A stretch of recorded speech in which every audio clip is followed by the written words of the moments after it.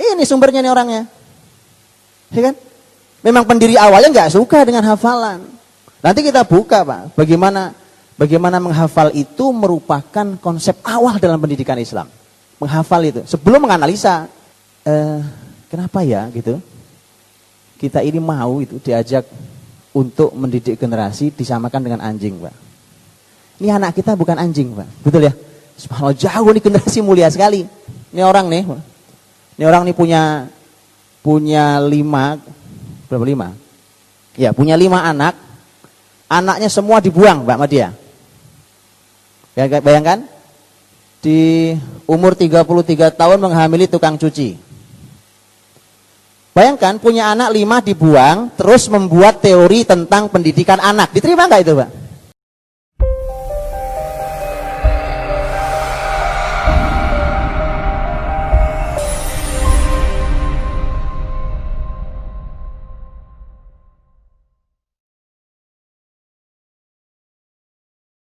Syekh Muhammad Qutb.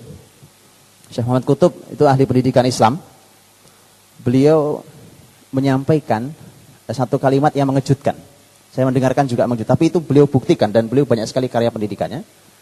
Beliau mengatakan ilmu yang paling besar dimasuki oleh konsep Yahudi ada 2 ilmu. 1 ilmu pendidikan, 2 ilmu psikologi. Ini 2 ilmu yang banyak dimasuki oleh konsep Yahudi. Ini kalimat Syekh Muhammad Qutb rahimahullah. Nah, ternyata nanti kita akan lihat. Itu kalimat kan harus dibuktikan. Ini Pavlov ini punya konsep penelitiannya terhadap anjing, Pak. Ini konsep besar disebut sebagai konsep stimulus. Stimulus itu ya gitu. Jadi kalau dia penelitiannya pada anjing.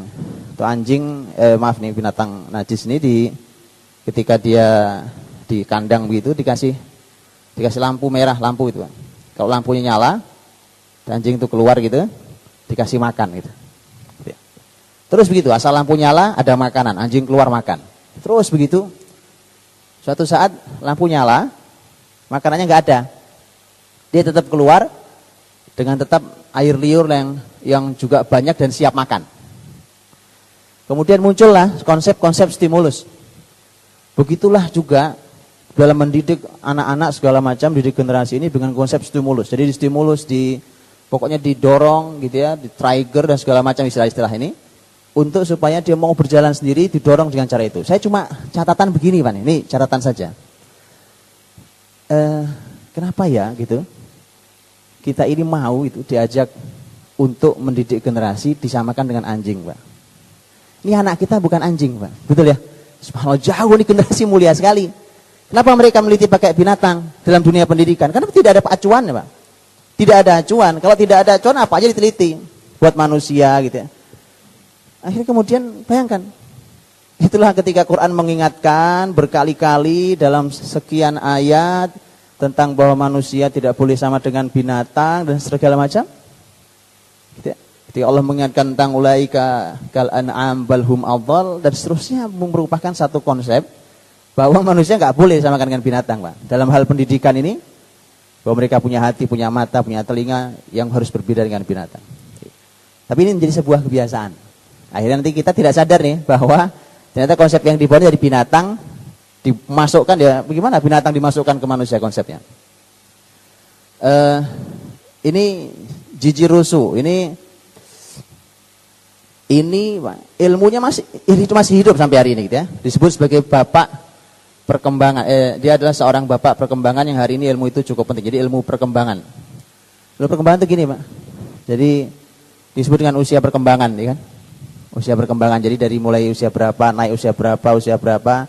Kalau usia sekian begini perkembangannya, terus disebutnya sebagai jenjang atau usia perkembangan. Jadi guru besarnya nih menjadi rujukan hari ini. Semua ilmu yang diteliti setelah itu basisnya di sini, awalnya, gitu kan? Bapak Ibu perlu tahu, itu saya tulis di situ tuh. Ini orang nih punya 5, berapa 5? Ya, punya 5 anak.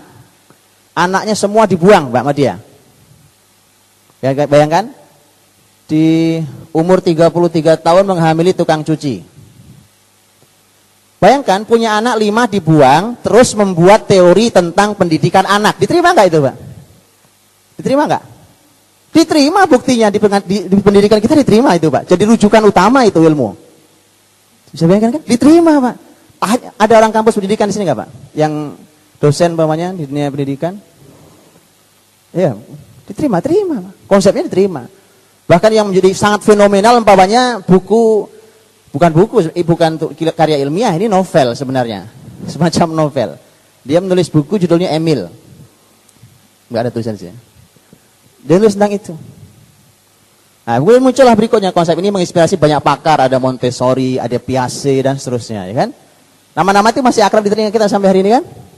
Iya, Pak. Bayangkan, muslimkah? Apa landasannya? Siapa yang membuat? Sudah enggak masuk, Pak. Saya terkesan sekali dengan sampaikan oleh Ustadz kita, Dr. Mustafa, ketika beliau sampaikan itu, namanya kebaikan itu harus diajarkan oleh orang yang baik juga. Mustahil, Pak. Kalau kebaikan itu tidak diajarkan oleh orang yang baik sampai ke masyarakat. Ini orang yang pernah membuang anaknya sendiri, terus bikin teori tentang pendidikan anak. Tidak masuk, Pak. Dalam Islam tidak masuk sekali. Tapi terpaksa itu sekarang menjadi ilmu kita. Nggak apa ya, kita bangun dulu, nanti belakangan kita. Biar kita bangun dulu. Masuk, Pak. SD, sekolah dasar, ini pendirinya Pak, Pestalozzi. Ya, ketika lihat bawahnya, dia buat penelitian segala macam, kemudian di tempat ini ya mengembangkan idenya, integrasi dari kehidupan rumah, vokasional, pendidikan untuk membaca, menulis. Terus Pestalozzi itu orang yang tidak suka dengan hafalan. Baik, di mana ada SD, sekolah dasar, yang target hafalan Qur'annya 30 juz. Ini SD biasa, Pak, bukan pesantren, saya nggak bicara pesantren, karena ini SD. Gak usah 30 juz, Pak, separuh, 15 juz. Gak usah 15 juz. Berapa Ustaz? 10 juz, enggak, kebanyakan Pak, 5 juz. Gak usah 5 juz, Pak, kebanyakan, nampaknya kebanyakan juga 5 juz nih. Kenapa? Pendiri awalnya tidak suka dengan hafalan. Ini bukan muslim, Pak. Bukan muslim. Tidak ada anjuran untuk menghafal Injil. Kalau Quran jelas. Jelas. Quran itu nanti kita akan lihat detail angkanya, datanya segala macam dalam sejarah Islam. Dari situlah kemudian kita mulai segalanya. Yang selama ini cuma jadi jargon kita gitu, bahwa Quran pedoman hidup itu jargon, Pak, ya. Jadi semboyan-semboyan yang belum dibuktikan. Kenapa? Pendiri awalnya nggak suka hafalan. Hari ini saya selalu ceritakan ini karena saya cukup terkejut, Pak. Suatu saat saya kumpul dengan satu sekolah besar pendidikan. Jadi ini pendidikan Islam, karena saya bicarakan Islam karena ditulis di situ Islam. Yayasan Pendidikan Islam. Dari TK, SD, SMP. Waktu saya datang sudah ada SMP Islamnya.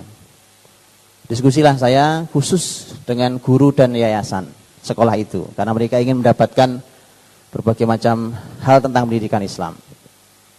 Ini jauh-jauh waktu itu saya ke Jawa Timur. Kemudian ada pertanyaan yang unik dari salah seorang gurunya. Begitu saya selesai menyampaikan, inilah konsep pendidikan Islam secara singkat. Kemudian ada yang menyampaikan, ada seorang guru perempuan angkat tangan nanya, Pak. Saya mau tanya, Ustaz. Saya bilang silakan, Bu. Begini, Pak. Bagaimana, Pak ya? Sebentar, Pak. Begini, Pak. Gak keluar tuh pertanyaan, Pak. Gak keluar. Saya bilang, Ibu silakan. Iya, gini, Pak. Gimana ya? Saya gimana bilangnya, Pak ya? Gak keluar pertanyaan, Pak. Iya betul nih. Temennya di sampingnya perempuan, Pak boleh saya bantu? Silakan. Ibu tahu memang pertanyaannya. Dia tahu tadi si diskusi sebelum bertanya ini. Oke, silakan, Bu. Ini yang sampingnya alhamdulillah bisa membantu. Nampaknya berat di hati ibu itu. Berat sekali, saya bisa rasakan itu. Nah, temannya bantu. Pak, menurut konsultan pendidikan kami di sini, menghafal itu tidak ramah otak. Menghafal itu tidak ramah otak, apalagi buat anak-anak usia awal, TK, SD kelas 1. Ada yang pernah dengar konsep ini kan? Betul ya? Ini sayangnya tidak pernah dianalisa, Pak. Nggak pernah kita cek dulu betul nggak secara Islam, dari mana sumbernya konsep ini, segala macam tuh. Ini sumbernya nih orangnya. Ya kan? Memang pendiri awalnya nggak suka dengan hafalan. Nanti kita buka Pak, bagaimana menghafal itu merupakan konsep awal dalam pendidikan Islam. Menghafal itu, sebelum menganalisa. Makanya perhatikan hari ini ketika generasi kita Pak, nggak ada yang ilmunya, nggak ada di otaknya sini. Gitu, nggak ada di hatinya kalau ilmunya, kata kalimat Imam Syafi'i. Gitu, nggak ada dalam hatinya ilmu itu. Ini ilmunya ada di laptop, di buku, di berbagai macam itu kan. Di handphone segala macam. Gitu, begitu hilang handphonenya, hilang ilmunya juga. Ya kan? Dan seterusnya gitu. Sampai kemudian yang terjadi kemudian dia mencoba menganalisa ilmu, dia analisa. Apa yang mau Anda analisa? Ya mohon maaf nih Pak, mohon maaf. Suatu saat duduk nih di kelas begini, yang duduk anak-anak teman-teman saya waktu itu ada di situ juga, ada teman-teman S2, S3, pembimbingnya seorang profesor. Saya udah gregetan nih Pak, udah hampir 2 jam kita diskusi membicarakan sesuatu yang Masya Allah nggak ada gunanya. Tidak ada gunanya, bukan ilmu tapi nggak ada gunanya dibahas. Kenapa? Ini masih mau coba membahas ini kira-kira seperti apa, kalau dibahas begini, ilmu begini. Saya udah gregetan, saking gregetannya nggak bisa bicara Pak. Kemudian udah meledak-ledak di hati saya kurang lebih 15 menit sebelum selesai saya bilang, boleh saya bicara Prof? Silakan Pak. Saya bicara Pak. Saya bilang, maaf nih, hampir 2 jam kita duduk di sini, yang kita bahas hari ini, yang kita perdebatkan hampir 2 jam di sini, sudah selesai dibahas oleh para ulama dulu, baik pertanyaannya, jawabannya, bantahannya lagi, jawabannya lagi, idenya berikutnya, semua selesai. Saya tunjukkan literaturnya kalau Anda mau. Saya begitu Pak, ini mohon maaf, kadang-kadang bahasanya agak tinggi. Kenapa? Karena kadang-kadang kita membuang sesuatu yang tidak ada gunanya, menganalisa sesuatu, di sini nggak ada. Dalam diri kita nggak ada ilmu itu. Terus kita analisa. Seharusnya kita memulai, kita kaji apa yang telah dibahas oleh generasi terdahulu Islam, kemudian kita yang mengembangkannya. Kalau kita gali dari nol lagi, ilmu kita, tenaga kita, waktu kita nggak cukup. Nah ini yang terjadi kemudian karena tidak ada hafalan dalam diri kita, terus dianalisa. Ini efeknya begini. Ya, ini salah satunya, kalau bahasa tadi dia mengatakan tentang tidak suka dengan hafalan, segala macam. Tahu kindergarten? Ini pendirinya. Biar kita tahu nih, siapa guru besar pendidikan Islam sebenarnya hari ini. Islamic Kindergarten. Gak tahu saya ini gimana cara nyampurnya Ustaz. Gimana cara nyampur madu dengan racun saya nggak ngerti. Siapa yang mau minum? Wala talbisul haqqa bil batil wa taktumul haqqa wa antum ta'lamun. Saya tidak tahu di caranya. Saya tidak anti dengan ilmu barat, tidak Pak. Tidak sama sekali. Ilmu itu bisa didudukkan, bisa dianalisa. Ada panduannya. Islam punya panduannya. Cuma tadi kita ini, mari kita bangun sebuah budaya ilmu sehingga kemudian kita tahu dari mana harus mengambil literatur itu.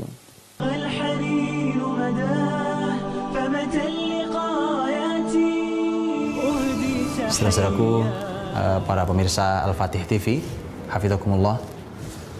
Kita di zaman ini setelah kurang lebih, kalau kita ukur dari sejak Islam mulai turun, sudah lebih dari 200 tahun bahkan. Seiring dengan itu, maka kemudian muslimin mulai jauh dari literaturnya. Perlu kita ketahui bahwa itulah literatur-literatur yang dibuat oleh para ilmuwan, oleh para ulama, yang ilmu itu bukan hanya hidup zaman itu. Hari ini pun bahkan mencoba untuk dihidupkan lagi dan masih layak untuk hidup hari ini.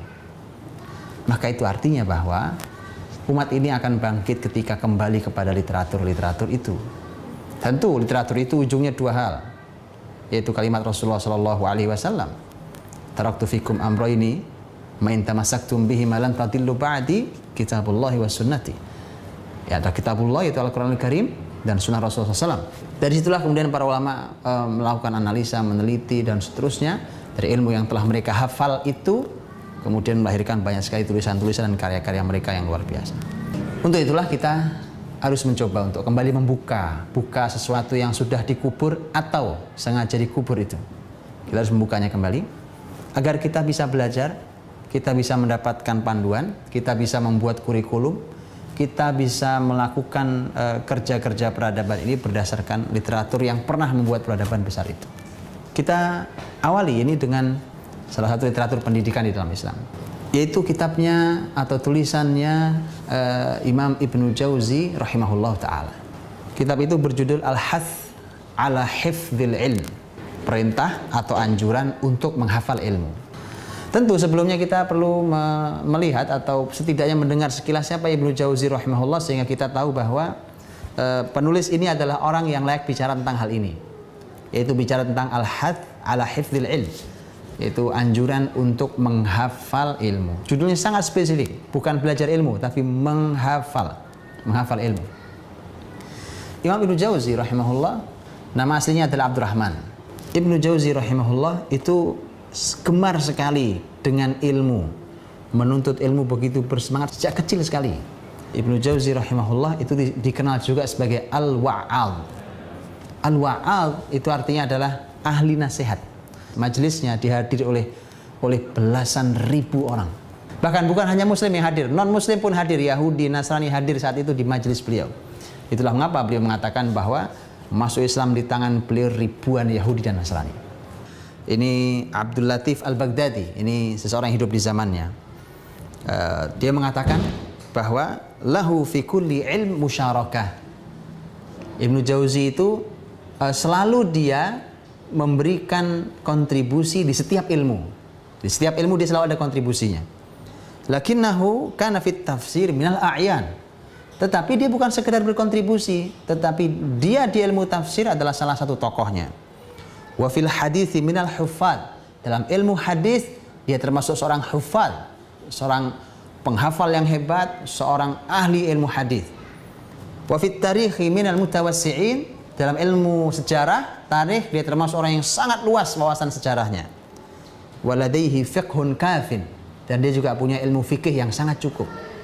Orang yang seperti inilah yang akan menyampaikan ilmu di dalam bukunya ini. Al-Hath ala Hifdzil Ilm, anjuran untuk menghafal ilmu. Imam Ibnu Jauzi rahimahullah mengatakan dalam muqaddimahnya, Alhamdulillah alladzi ja'alana bi in'amihi 'alaina khaira ummah. Segala puji bagi Allah yang telah menjadikan kita dengan kenikmatan yang diberikan kepada kita sebagai umat terbaik.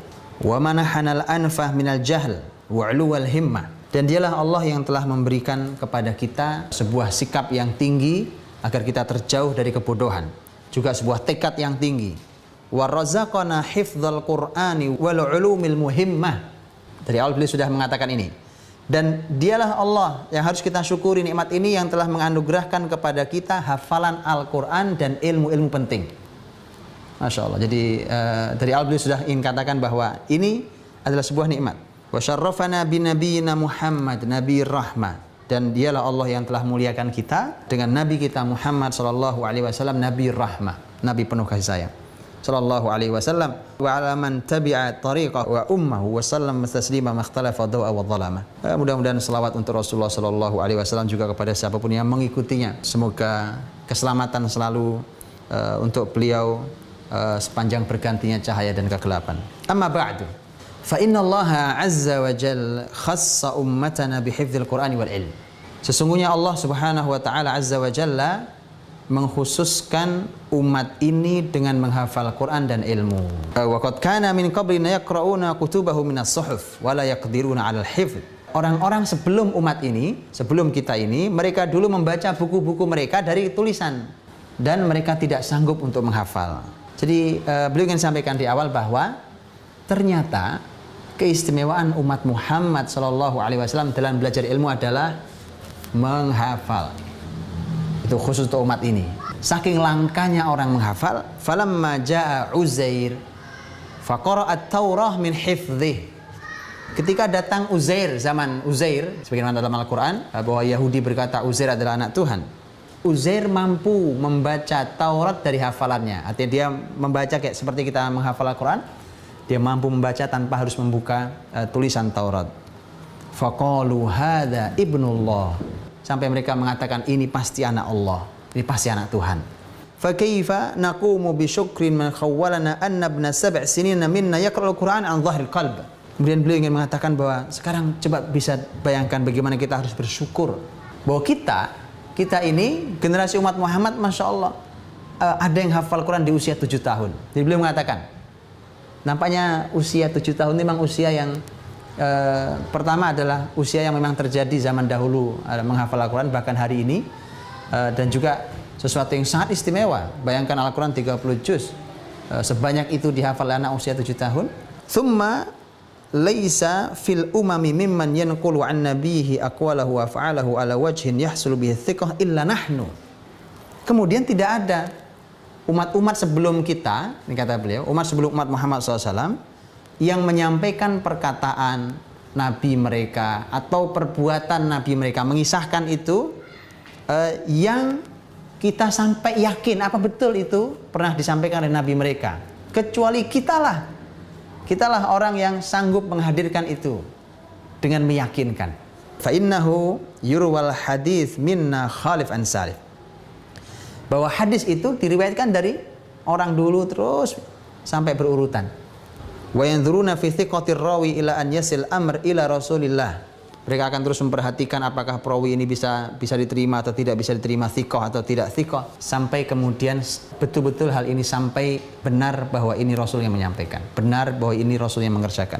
Wasail umam yarwun ma yadhkurunahu an sahifa wala yadri man katabaha wala ya'rif man naqalaha. Umat-umat sebelum kita gitu, mereka ketika menyampaikan sebuah ilmu dari tulisan atau dari buku, mereka tidak tahu ini buku siapa yang menulis sebenarnya. Mereka tidak tahu buku ini sebenarnya didapat dari mana. Beliau katakan wa hadhil minhatil azimah naftaqiru ila hifdhiha. Ini adalah kenikmatan sangat besar dari Allah yang harus kita jaga. Harus kita jaga. Wa hifdhiha bidawamid dirasah liyabqal mahfuz, dan kita harus menjaganya dengan terus mempelajarinya agar dia terus terjaga. Waqad kana khalqun katsir min salafina yahfazuna al-katsir min al-amr. Orang-orang terdahulu yang sebelum kita, mereka menghafal sangat banyak ilmu. Fa'al amr ila aqwam yafirruna minal i'adah mailan ilal kasal. Kemudian semakin ke sini, kemudian banyak yang lari dari menghafal ilmu itu karena mereka malas. Fa idza ihtaja ahaduhum ila mahfuz lam yaqdir alaihi. Jadi ketika mereka memerlukan hal ilmu apa atau mereka ingin menghafal, mereka sudah tidak sanggup lagi karena mereka malas menghafal. Wa laqad ta'ammalt alal mutafaqihah annahum yu'iduna dars marrataini aw thalathan. Dan saya memperhatikan bahwa mereka-mereka yang sedang belajar, mereka mengulangi pelajaran mereka 2 kali, 3 kali. Fa idza marra ala ahadihim yauman nasiya dzalik. Kalau kemudian 2 hari saja berlalu, dia sudah lupa ilmu yang kemarin dipelajari. Wa idza iftaqara ila syai' min tilkal mas'alah fil munadhara lam yaqdir ala dzalik. Kemudian saat dia memerlukan hal itu untuk munadhara, untuk berdebat atau untuk menyampaikan kepada orang lain, dia tidak sanggup untuk menghadirkan ilmu itu karena ilmu itu sudah dia lupakan. Fahadhahaba zamanul awwal nayi'a wa yahtaj an yabtadi al-hifz lima taiba fihi awwalan was sabab annahu lam yuhkimhu. Jadi ini artinya bahwa beliau ingin menyampaikan bahwa harus dimulai dari menghafal, ya, dan menghafal ini harus betul-betul baik. Walamma ra'aitul kasal mustawliyan 'ala al-mutasyaghilin bil 'ilm wada'tu hadzal kitab muharridan lahum 'ala al-ijtihad. Ketika saya melihat bahwa mereka-mereka yang belajar ilmu sudah mulai malas untuk menuntut ilmu, untuk menghafal, maka saya tulislah tulisan ini. Dari sini kita tahu bahwa Imam Ibnu Jauzi rahimahullah menyampaikan banyak hal dalam muqaddimahnya. Bahwa pertama beliau ingin menyampaikan bahwa umat Muhammad Allah berikan berbagai macam keistimewaan yang tidak ada pada umat sebelumnya. Dalam masalah ilmu contohnya, para ulama hadis mengatakan bahwa keistimewaan umat ini adalah sanad atau nasab. Nah, sanad itulah yang ternyata kelebihan umat Muhammad SAW. Termasuk dalam hal ini, ternyata menghafal menurut Ibnu Jauzi adalah merupakan keistimewaan umat ini. Begitu juga yang lainnya, bahwa ternyata menghafal, Ibnu Jauzi mengatakan suatu yang hal yang istimewa, ya, bahkan ajaib. Zaman dahulu tidak ada orang menghafal seperti hari ini kita menghafal, ya, kata Imam Ibnu Jauzi. Sehingga umat ini harus didorong dan tidak boleh malas untuk menghafal ilmu mereka. Ini muqaddimah. Buku ini beliau tulis ketika melihat kemalasan itu mulai menghantui para penuntut ilmu, atau bahkan hari ini bukan zaman beliau kemalasan itu penyebabnya, tapi bisa jadi hari ini bukan kemalasan. Hari ini adalah kemalasan yang bertemu dengan penelitian, bisa jadi. Ketika ada umpamanya sebuah konsep di mana menghafal ternyata tidak baik, ketika menghafal ternyata tidak ramah otak, dan seterusnya, maka kemudian nanti kita akan terus membaca dalam buku Ibnu Jauzi ini apa yang ingin beliau sampaikan tentang menghafal ini, kapan memulainya, seperti apa, dan seterusnya beliau akan menyampaikan. Wallahu a'lam bishawab. لك يا حبيب الله هذه تحياتي بلغ الحنين مدى